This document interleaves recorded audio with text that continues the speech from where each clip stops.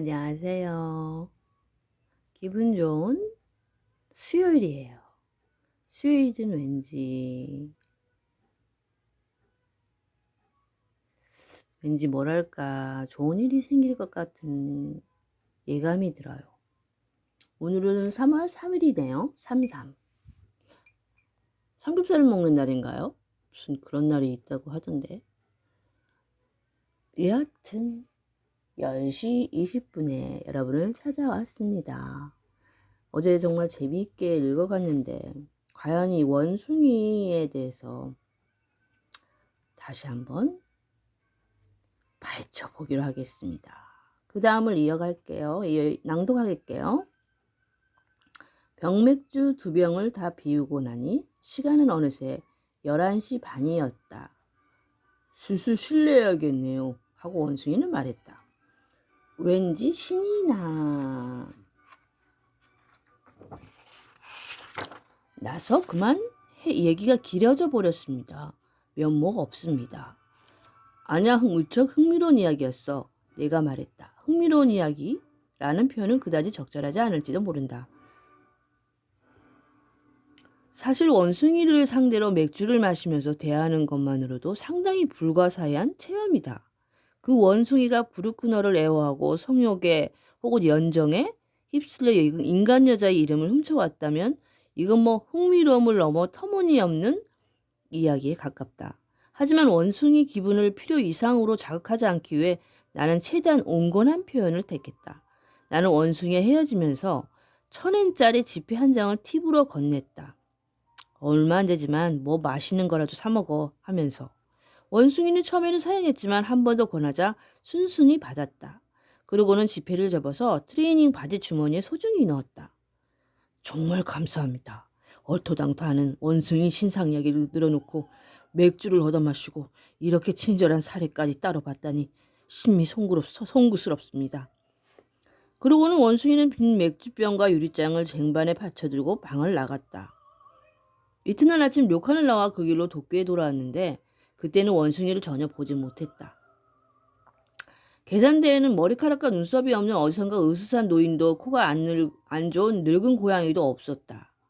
무뚝뚝하고 살집 좋은 중년 여자에게 전날 밤 추가한 맥주값을 내겠다고 했더니 그녀는 맥주 같은 건 내간 적이 없다고 주장했다. 어차피 저희는 자동 판매기 캔맥주밖에 없는데요. 병맥주가 나갔을 리 있겠어요? 다시 의식이 조금 혼란스러워졌다.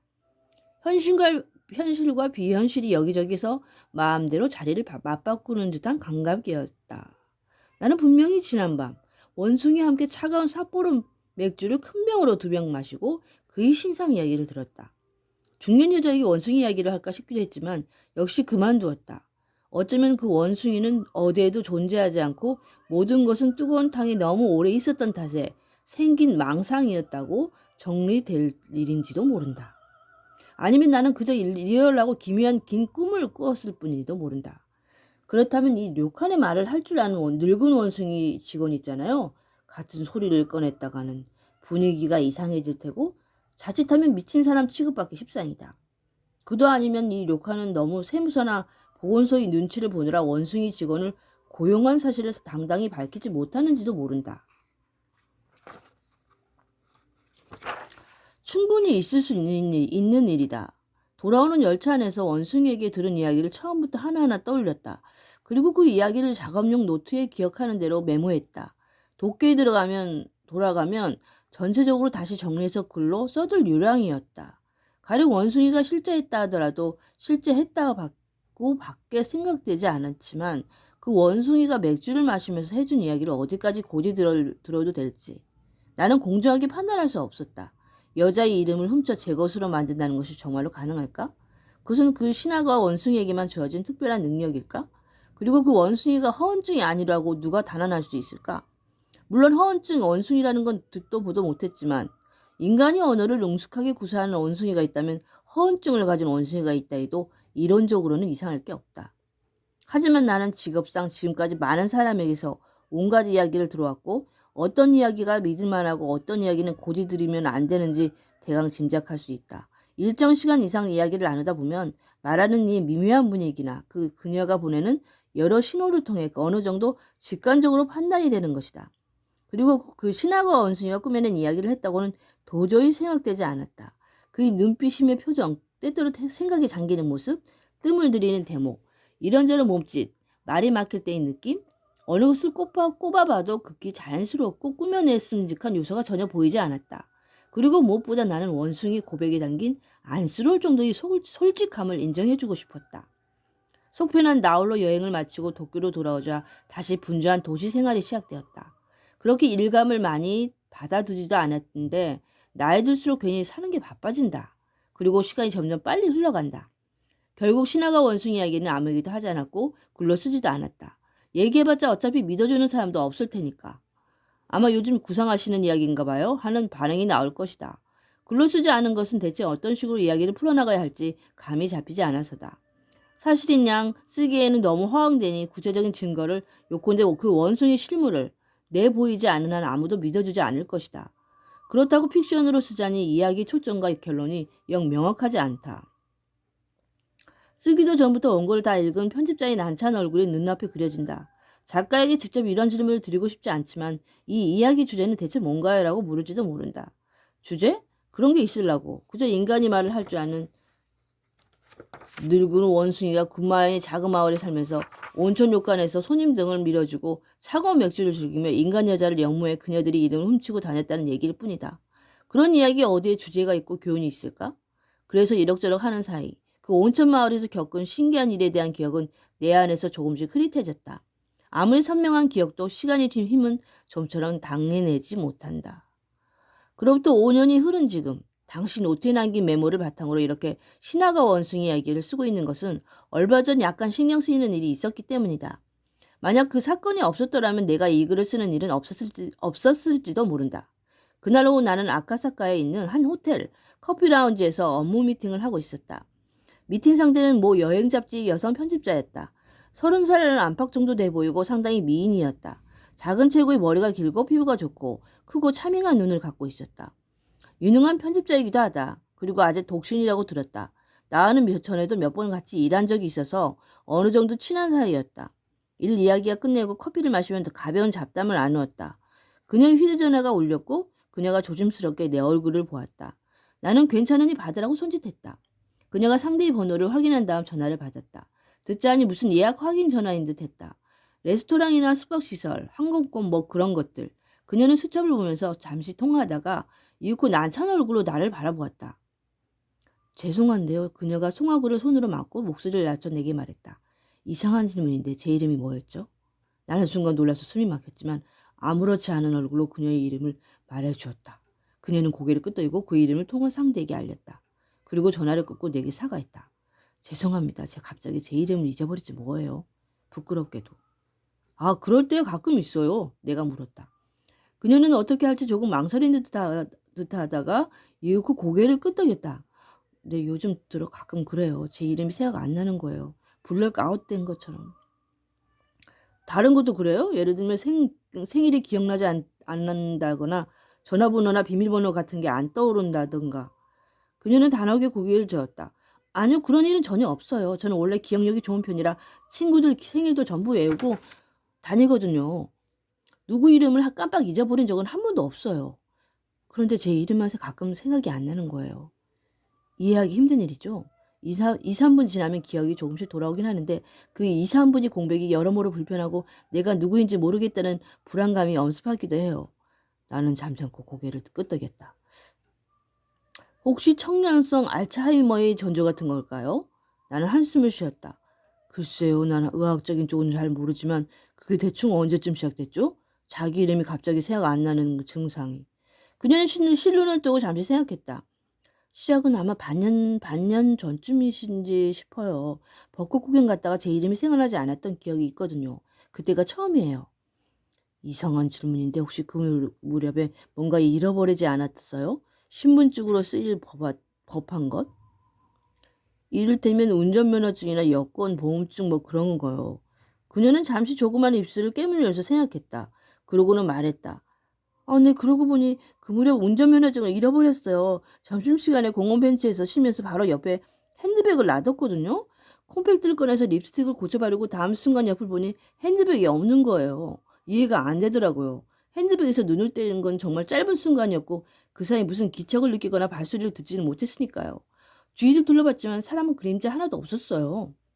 조용한 공원이었으니 만약 누가 다가와서 가방을 훔쳐갔다니 모를 리 없죠. 나는 아무 말 하지 않고 그녀의 말을 기다렸다. 신기한 건 그뿐이 아니었어요. 그날 오후 곧바로 경찰에서 연락이 와서는 제 가방을 발견했다는 거예요. 공원 근처 파출소 앞에 있더래요. 안에 든 것은 그대로였어요. 현금, 신용카드, 현금카드, 휴대전화 하나도 손을 안 댔더라고요. 그런데 운전면허증만 없어졌어요. 그것만 지갑에서 꺼내간 거예요. 이런 경우는 처음 본다고 경찰도 놀라더군요. 현금은 놔두고 운전면허증만 훔치고 더욱이 파출소 앞까지 와서 가방을 놔두고 가다니. 나는 몰래 한숨을 쉬었지만 역시 아무 말 하지 않았다. 그게 분명 3월 말이었죠. 저는 곧바로 싸매져 있는 발급기관을 찾아가서 새 면허증을 받았어요. 뭔지 영문을 알 수 없는 이상한 사건이었지만 다행히 실질적인 피해라고는 그게 전부였어요. 사매주는 회사에서 가까운 편이라 그렇게 번거롭지도 않았고요.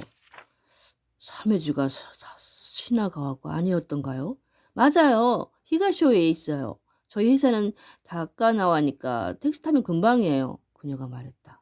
그리고는 문득 의아한 표정을 띠고 나를 바라보았다. 저기 제가 이름을 잊어버리는 거랑 면허증을 분실한 게 무슨 관련이 있나요? 나는 황급히 고개를 저었다. 여기서 그녀에게 신하가 원숭이 이야기를 꺼낼 순 없다.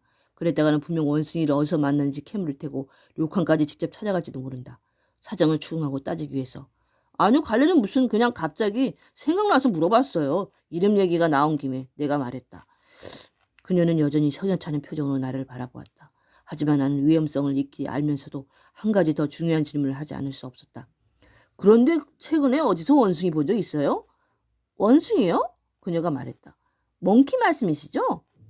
네, 살아있는 진짜 원숭이요. 내가 말했다.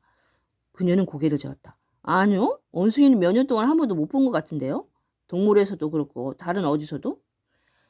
시나가 원숭이가 다시 활동 시작한 걸까? 아니면 그의 수법을 모방한 다른 원숭이 범행일까? 카피몽키. 그것도 아니면 원숭이 아닌 뭔가의 소행일까? 시나가 원숭이가 다시 이름 훔치기를 시작했다고 생각하고 싶지 않았다. 7명의 여자 이름을 마음속에 품고 있는 것만으로 충분하다. 앞으로는 이 군마현이 작은 온천 마을에서 조용히 여생을 보내고 싶다고 원숭이는 담담히 말했었다. 그것은 진심에서 우러난 말처럼 들렸다. 하지만 그 원숭이는 이성으로는 도저히 억누를 수 없는 정신적 고질병을 안고 있었는지 모른다. 그 병이 그리고 그의 도파민이 괜찮아 저질러버려 하며 그의 등을 거세게 밀어붙였는지도 모른다. 그것이 그를 다시 시나가와로 돌려보내고 또 악행을 저지르게 했는지도 모른다. 나 스스로 언젠가 그것을 시험해 볼지 모른다. 잠이 오지 않는 밤. 뜬금없이 그렇게 부질없는 생각을 품어볼 때가 있다. 나는 연모하는 여자의 신분증이나 이름표를 구해와서 의식을 일심불란하게 집중해서 그 이름을 내 안에 걷어들이고 그녀의 이름을 만물래 소유하게 될지도 모른다. 그러면 과연 그 어떤 기분일까? 아니, 아마 그런 일은 일어나지 않을 것이다. 나는 워낙에 손재주가 없고 남이 가진 뭔가를 몰래 훔쳐낸다는 게 쉽지 않다. 설령 그 무언가의 형체가 없고 그것을 훔치는 행위가 법에 저촉되지 않는다 할지라도 궁극이 연애야 궁극이 고독. 나는 그대로 브루크너의 교향곡을 들을 때마다 신하가 원숭이 인생에 대해 생각에 잠기곤 한다. 작은 온천 마을이 허름한 욕한 다락방에서 얇은 이불을 뒤집어 쓰고 잠든 늙은 원숭이 모습을 생각한다. 나란히 벽에 기대어 맥주를 마시면서 그와 함께 먹었던 감시과자 진미채를 생각한다. 여행 잡지를 만드는 아름다운 여성 편집자는 그 뒤로 한 번도 만나지 않았다. 그렇게 그녀의 이름이 그 어떤 운명을 걸었는지 지금 나로서는 알 수 없다. 큰 불편이 없기를 바랄 뿐이다. 그녀에게는 아무 잘못도 책임도 없으니까. 그러나 미안하긴 하지만 역시 그녀에게 신하가 원숭이 이야기를 해줄 수는 없다. 아, 그랬었군요. 그래서 이렇게 글을 써보내온 거예요. 참 신기한 일이네요. 뭔가를 잃어버렸을 때는 그래서 저는 뭐 물건 같은 거를 저도 잘 흘려다녀요. 어떨 때는 이제 손에 잡고 있으면서 찾을 때가 많잖아요. 그럴 때 저도 특히 비밀번호 있잖아요. 비밀번호를 깜빡깜빡할 때가 있어요. 요즘엔 정말 깜빡이가 찾아오지 않기를. 봄에는 좀 나른해서 그런지 음 저는 봄을 좋아하는데 깜빡깜빡이는 찾아오지 말기를 바랄게요. 깜빡깜빡이는 오지 마세요. 오늘도 여러분에게 정말 모든 음 희망들이, 새로운 소망들이 일어나기를, 그리고 이루어지시기를 간절히 소망하면서 신하가 원숭이 고백을 마치고 마지막으로 1인칭 단수는 잠시 후에 와서 읽어 드릴게요. 여러분 사랑합니다.